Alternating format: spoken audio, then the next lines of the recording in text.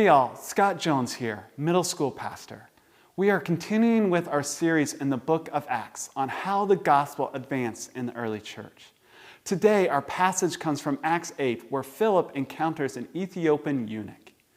The story begins with Philip, full of God's Spirit and wisdom, on a journey to share the good news. He heads south from Jerusalem, where he finds the Ethiopian eunuch sitting on the side of the road in a chariot reading the book of Isaiah. The Spirit nudges him to go over and ask a simple question. Do you understand what you are reading?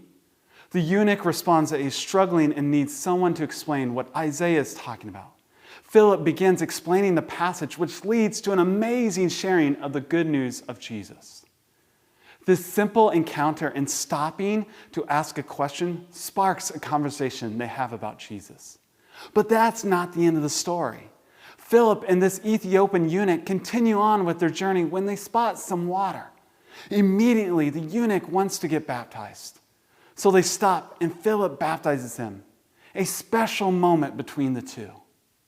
Can we be a Philip? Can we be someone who stops and helps the person who needs spiritual help? I know this can be hard to do. Yet we can't forget that we aren't alone.